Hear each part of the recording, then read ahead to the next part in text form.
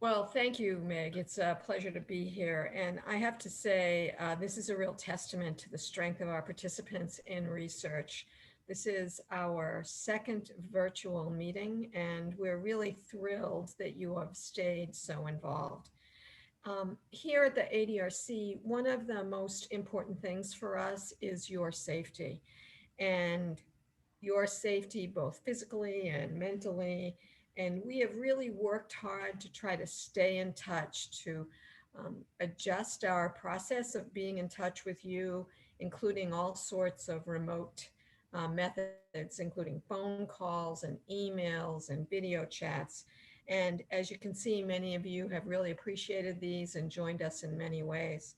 I just want to take a minute to tell you where we stand in our ongoing research. We have a few of our studies. For example, our music therapy study is now 100% virtual, and we can continue that study no matter where you are with our virtual methodology. We have a few other studies that are just like that, where we can do much of the work remotely, hopefully keeping you interested and excited about our mission and our work. In addition, we're starting to see things improve, and we are able to carefully and cautiously bring people back for some of our studies one at a time in a very distant and safe manner. So over the next weeks and months, as hopefully many of you will be availing yourselves of available vaccine, which we all hope will be available soon for everyone, we will have the opportunity to bring you back to the routines of clinical research that you've participated in and all made us as successful as we are because you've been such active and persistent partners in this research. So if you'd like to hear more, or you've heard about a study that you want more information on, you know how to reach us. You all have our email. You can use our phone and our links. And we'll be excited to talk to you about all of the options. So now it's really my great pleasure to introduce our speaker today. All of you have probably heard from or of Dr. Sam Gandy, who's here at Mount Sinai. He's chair of the Alzheimer's Disease Research section at the Center for Cognitive Health, and he's the associate director of the ADRC. We're really excited to have him speak to us today. And rather than tell you how wonderful it is, I'll let you see it firsthand.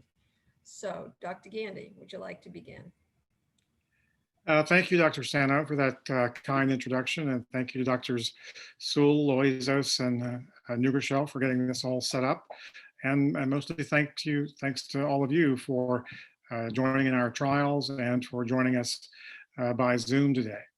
So I'm going to launch right into an introduction to Alzheimer's disease and to dementia, and carry us in the discussion all the way up through the current, the things that you'll be reading about in the newspaper or hearing about in the media regarding clinical trials.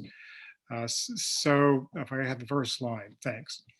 So just some basic definitions. Dementia means the impairment of the ability to mentate. And mentation is really a synonym for thinking. It can involve memory, planning, placing actions in the right sequence, but basically it's thinking. Alzheimer's disease is the most common specific illness that causes dementia, but is by no means the only dementia. Another major form that also interacts with Alzheimer's disease is called vascular dementia. And this is due to, at some level, inadequate delivery of blood and nutrients to the brain, and can be also called multiple small strokes. Used to be called multi-infarct dementia, but now VCID, for vascular cognitive impairment and dementia, is sort of the preferred name for that.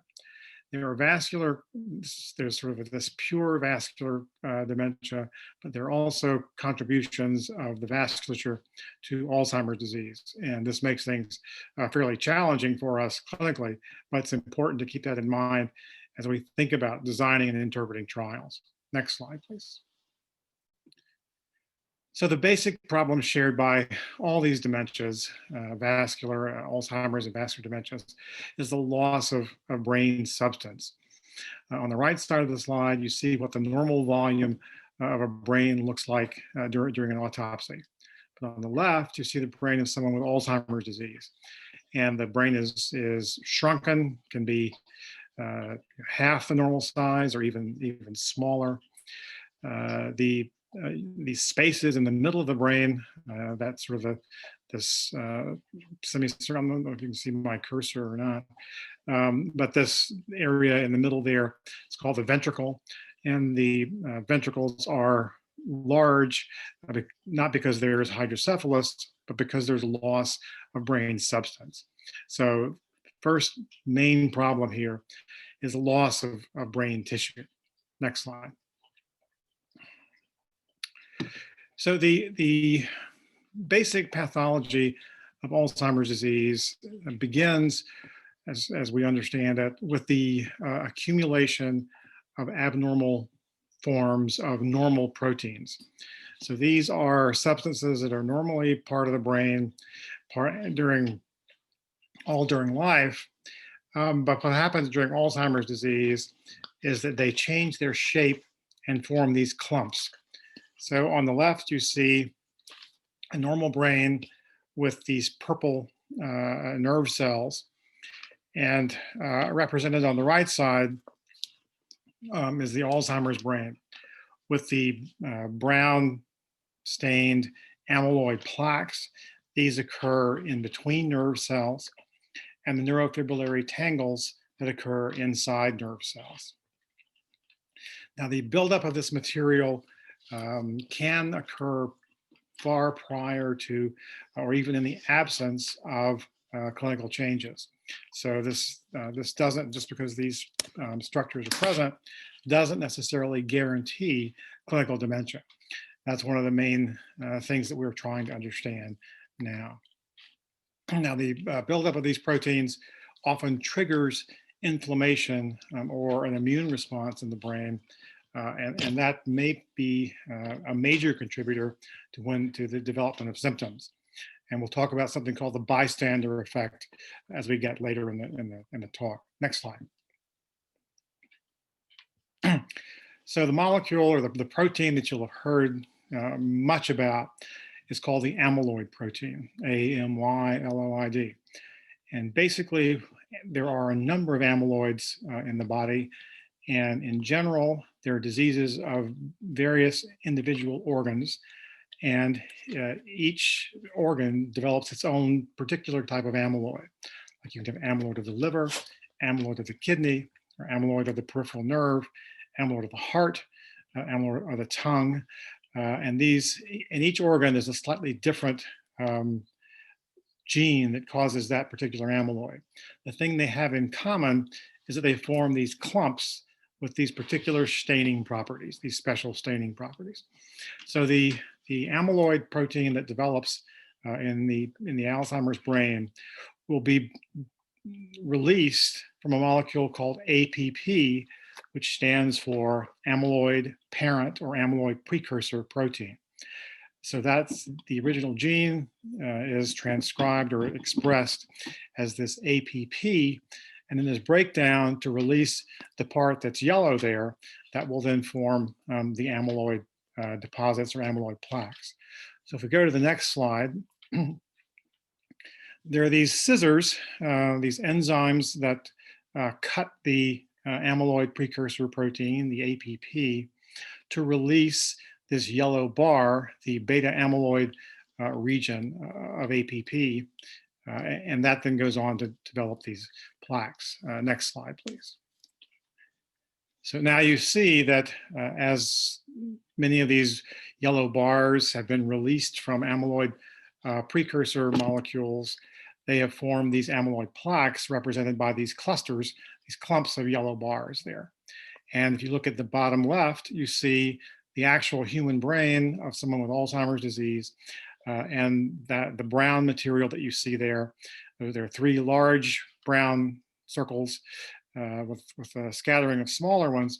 These represent amyloid plaques in the human brain, pictures that we would see under the microscope. And again, this is a normal protein that's been released from a precursor and forms these clumps. So the abnormal part is not that the protein is abnormal in its sequence usually, but that it's changed its folding or its shape and formed these clumps. So this is clumping of a normal protein. Next slide. Now, for I guess since about 2012 or so, there have been available these amyloid plaque brain scans. So these are PET scans, positron emission tomography scans, in which slightly radioactive molecules are injected into the brain and can reveal the presence of amyloid plaques during life. So you see the three brains at the top with the sort of red and purple and blue areas. So that's the healthy brain. So that represents the absence of amyloid. However, at the bottom, the three slides, the three brains that you see, the three images, are from someone with Alzheimer's disease. And the areas that have amyloid buildup are the areas that are red and yellow. So this now enables us to see amyloid building up in the living brain. Until this became available, it's really not possible to see these plaques except at autopsy. But what we've also learned is that many people have these plaques, these deposits, and not everyone who has them develops clinical Alzheimer's. This is an enormous challenge for us these days. Next slide, please.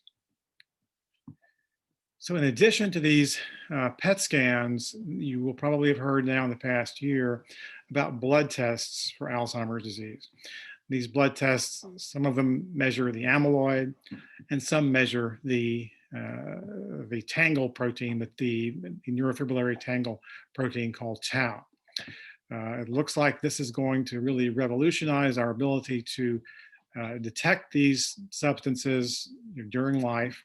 This seems to be a convenient, sensitive, and hopefully affordable, at least more affordable than PET scans. And this will greatly enhance our ability to do research on how to rid the brain of these substances.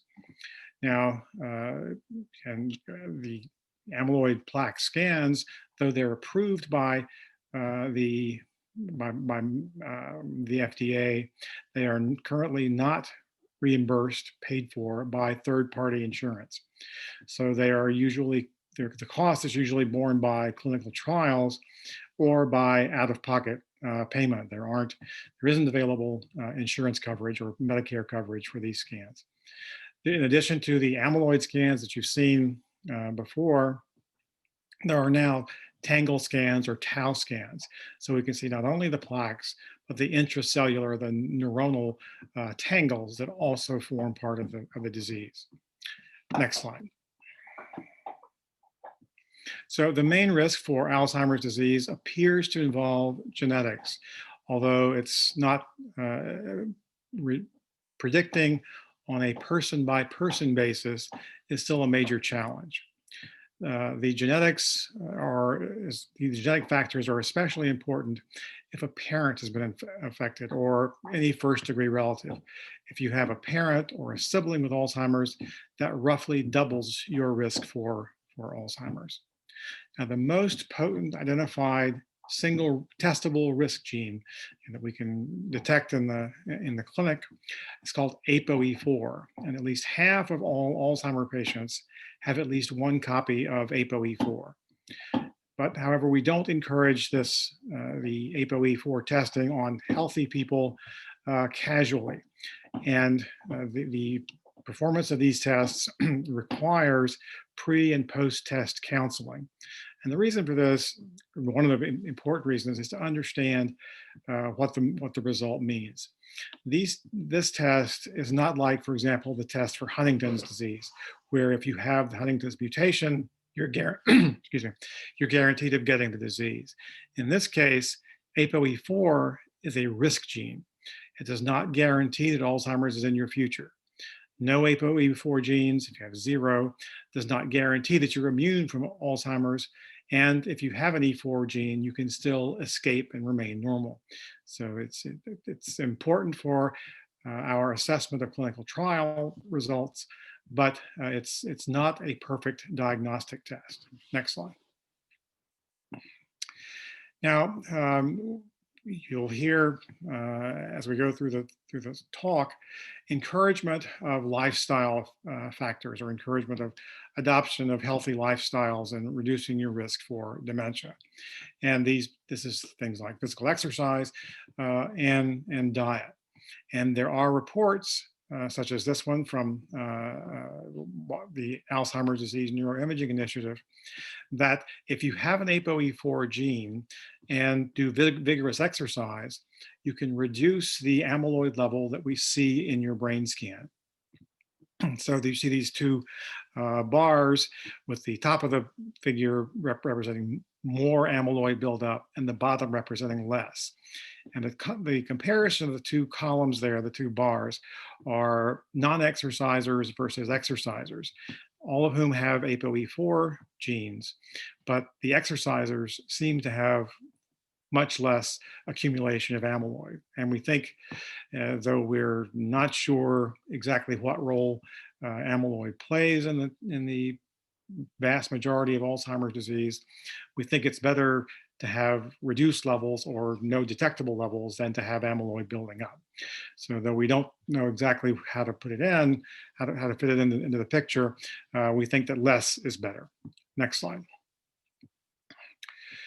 So one of the most important things for minimizing your risk for Alzheimer's disease and vascular dementia is to control a number of usually midlife factors, illnesses or conditions that increase the risk for either or both. And these include obesity, very sedentary lifestyle, high blood pressure or hypertension, high blood sugar, diabetes, high blood cholesterol, hypercholesterolemia, and type 2 diabetes as well.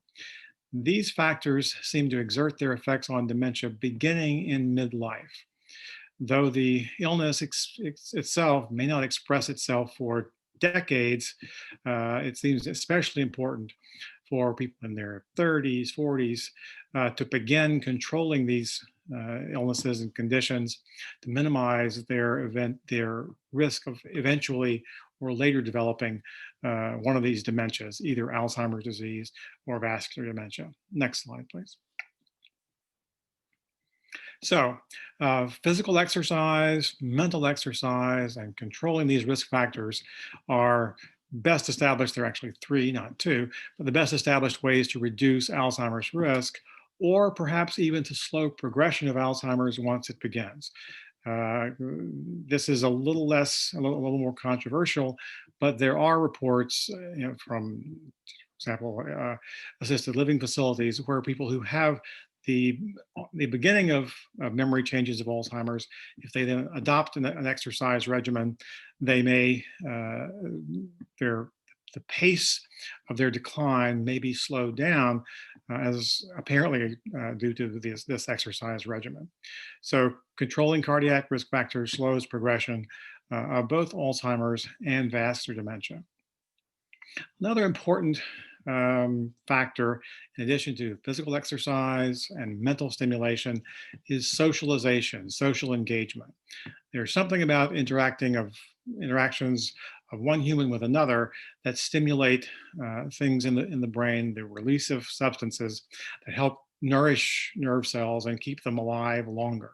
So becoming sort of the corollary of this is becoming withdrawn and isolated can accelerate cognitive decline. So we encourage people to use, obviously this is especially challenging in dealing with this isolation that comes with coronavirus restrictions, but we encourage people to remain as socially engaged as possible, even if that means Zoom events like this, or telephone contact, or somehow interacting with other humans. Next slide. Where I'm often asked exactly what sort of exercise is required. I usually point to studies where this has been specifically examined. So brisk walking and resistance training or weightlifting are the two exercise activities that have been studied in several centers and implicated to reduce the risk for Alzheimer's. The standard, and these seem to be relatively similar, so you can alternate walking and resistance training, or you can choose one or the other, but at least 3 sessions per week is recommended, and each session should be about 30 minutes. So this is the sort of the baseline. Obviously, we think that more is better, but this is the sort of the exercise prescription that I usually give to my patients. Next slide. So then we come to mental exercise. Now, it's not so easy to reduce mental exercise to this sort of prescription, and many of the studies using luminosity or games repeatedly make you better at playing those games, but that doesn't necessarily have any obvious impact on your day-to-day function. So we want to sustain your ability to remain independent and functional, and being better and better at a particular game, it doesn't necessarily guarantee that. So we don't yet have exactly sort of the best way to prescribe what sort of mental exercise is best. Obviously, I tend to recommend that my patients do things that they like, because if they don't like it, they're not going to do it. Whether that means playing bridge, playing poker, playing musical instruments, other sorts of things that are mentally stimulating, reading, basically do more of those things to try and stimulate your brain. And we recommend that seniors remain active with a range of mental activities that they enjoy, including socialization. Next slide. Other modifiable factors that can increase the risk for dementia or worsen dementia: poor diet. We'll talk a little bit more about that in just a moment. And problems with hearing or vision seem to either specifically make dementia worse, or distract your attention so that any symptoms of memory trouble are worsened. For example, if you're putting all your effort into just trying to hear or just trying to see something, then your brain's ability to begin working on memories is sort of distracted, because you're focusing all your effort on attention. That plays some role. Head injury does seem to be a risk for later development of dementia, and especially among people who carry the ApoE4 allele, that risk gene. The combination of ApoE4 and head injury is especially deleterious, or especially increases the risk for dementia. Next slide, please. So there are a number of variations of the Mediterranean diet, one of which is shown here. There's one called the MIND diet, M-I-N-D, one called the DASH diet. They're all sort of variations around the same theme, and that is minimizing intake of red meats and more intake of fruits, vegetables, non-refined grains, olive oil, and sort of an intermediate level of other types of foods like poultry, fish, and olives and nuts, for example. There are trials that seem to show that this reduces the risk for later onset of dementia. It's well established that most of these diets decrease the risk for heart disease. So we're pretty sure that these things aren't doing any harm, and we think that they're beneficial for the brain as well as the heart. Next slide. This just shows sort of like the same images that are behind me on the screen. This is some of the first images of the results of either playing football or recurrent head injury or repeated head injury. On the left, you see a healthy control, and on the right, where it says repeated, those yellow and red spots represent the accumulation of these tangle proteins, tau, that occur in an illness called CTE, or chronic traumatic encephalopathy. In addition to CTE, head injury, especially when ApoE4 is present, can increase the risks for amyloid deposition as well as tau accumulation. So this is just one of the pictures of the sort of things that we worry about seeing or worry about developing during head injury. Next slide. So one of the most important things as we sort of turn towards clinical trials is that you have access to reliable information. Now, there are several medications that are approved for Alzheimer's disease now by the FDA.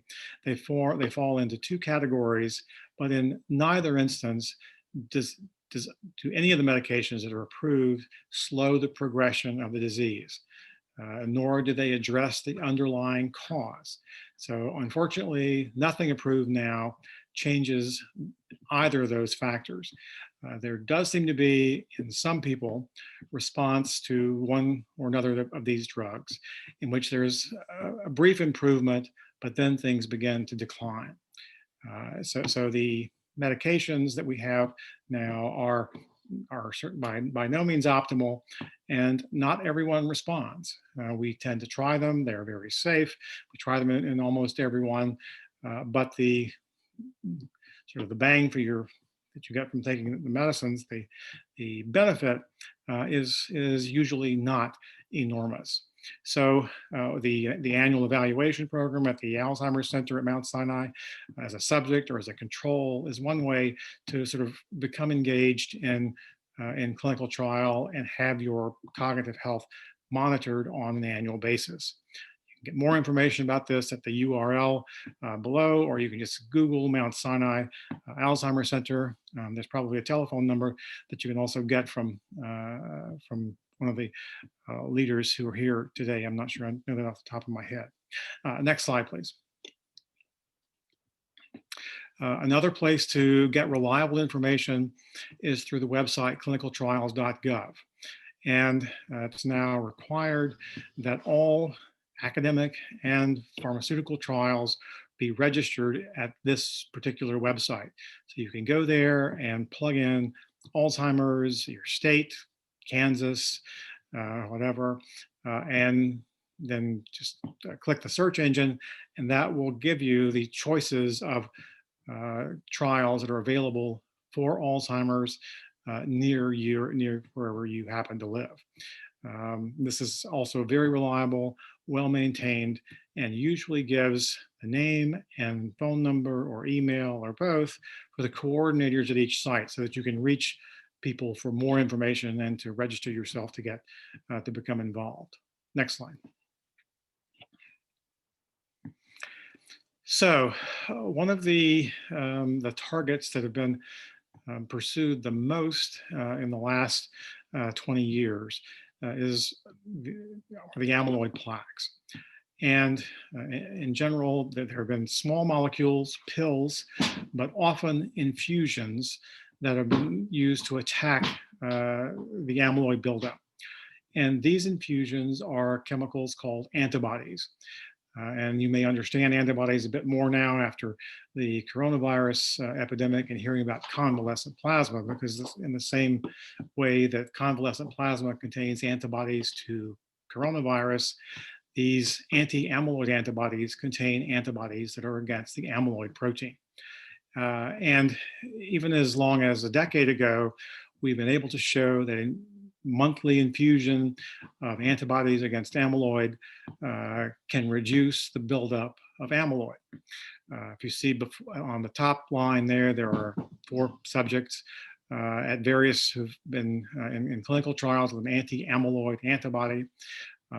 And after 1 year of treatment, at the bottom you see a patient who got placebo versus patients who got low, medium, and high dose of the anti-amyloid antibody. And the plaque buildup looks much reduced.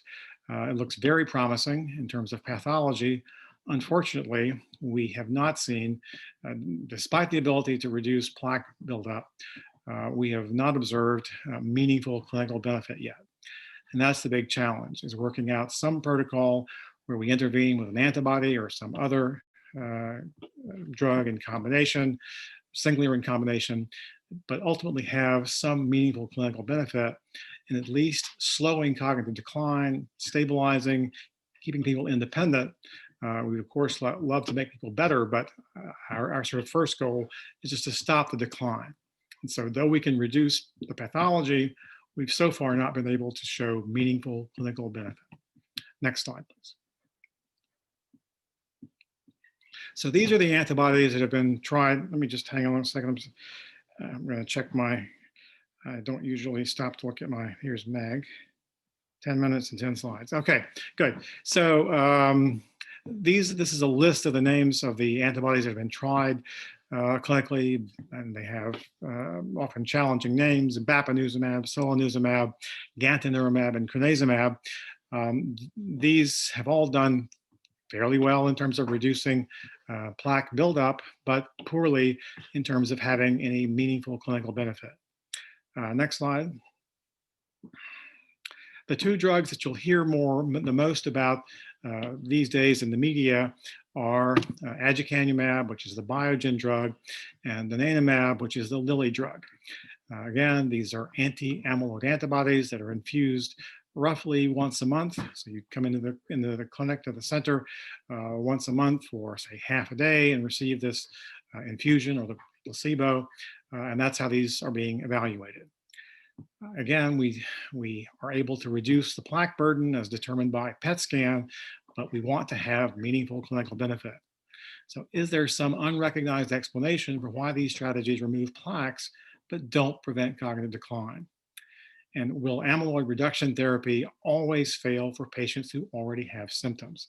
And these are important questions, because if we must intervene when people have amyloid plaques but no symptoms, this will mean intervening in some people who might never develop Alzheimer's disease. And this has a number of sort of problems, both in terms of cost and risk benefit. Next slide. Another area that's gotten a lot of interest lately is the interest in resilience. And that is maintaining cognitive function despite the fact that these plaques and tangles are building up. I mentioned early on that not everyone with plaques and tangles develops Alzheimer's disease, and that's what this is about. If we could maintain cognitive function, maintain your cognition in its normal state as this material built up, then perhaps that would be just fine. We want to maintain function, and the pathology is really only important as far as if it affects your ability to function. Next slide. So a number of resilience pathways have been identified, and our lab and other labs are focusing on these now, again, because we know that that we can sustain function despite the fact that plaques build up. This is an especially attractive strategy. This just shows, as we identify these pathways, each of these molecules in the pathway becomes a potential therapeutic target. Next slide. One thing that we've learned in studying this, the biology of Alzheimer's lately, is that when these plaques and tangles build up, sometimes it tells the garbage disposal cells, the microglia in the brain, to begin eating nerve cells and synapses. So obviously this is a bad thing to happen, and this can be triggered by amyloid, but the most important thing is to prevent the microglia from eating the nerve cells and eating the synapses. What you see on the left is a nerve cell there that in red, all those connections, all those little red bits would all be connected, but because of the microglia eating these nerve cells, the nerve cells are disrupted. Next slide. We've identified a molecule that we've been studying here for about 5 years now. And whenever this molecule called TYRO-BP or DAP12 is deleted from the brain of a mouse, that mouse can develop plaques and tangles and doesn't mind at all. The physiology and the behavior and the learning is sustained despite the fact that this pathology builds up. Next slide. Going to the next slide. This is just to illustrate the strategy. All right, so this is the concluding slide. There are a number of hot topics that are emerging just this year. We've learned lately that sleep there's a reciprocal relationship between sleep and Alzheimer pathology. The worse your sleep, the worse your pathology, and then the worse the pathology, the worse your sleep. We think that during sleep, these abnormal proteins are normally purged from the brain. And if we could learn how to activate that, that might be beneficial. It's been more and more recognized that inhaled toxins, air pollution plays a role in activating either protein clumps or inflammation. There's a lot of new evidence that different ethnic populations have different Alzheimer's genes and that there are different subtypes of Alzheimer's. You may have seen in the last week that we identified at least 3 discrete subtypes that can't be distinguished pathologically. They look identical, but if you look at the genes, they're very different. Of course, the brain manifestations of COVID seems to play an important role in making cognitive function worse. This is also contributing to dementia. It's not clear whether it is entirely due to, has anything to do with exacerbating Alzheimer's, or it just adds another insult. We know that brain COVID involves strokes and clumping of blood cells.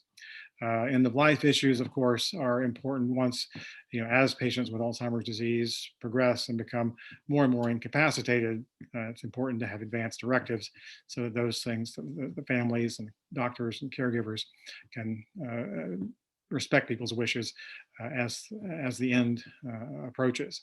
Basically, the average time from diagnosis to death is about a decade, and the average cost is somewhere in 50 to 100,000 per year. So every person with Alzheimer's disease will cost an insurance company or the family about $1 million. This is a very expensive illness. However, just to go through these 5 concluding points, brain research remains one of the most active areas in medicine, and hundreds of really unsuspected novel causes and potential interventions are beginning to appear. Sensitive, simple, reliable, hopefully affordable diagnostic strategies continue to unfold. It's more important than ever to keep up to date with clinical trials so that you can sort of monitor your cognitive function and become enrolled as trials that you might qualify for appear near you. And finally, resilience therapies hold some promise for sustaining cognition, even in the face of the accumulation of pathology. This is a relatively newish area that's begun to emerge. I think with that, I can close and turn it over to Dr. Sewell, I think, who's going to share the Q&A. Fantastic. Thank you so much, Sam. That was wonderful. And we already have a couple of questions.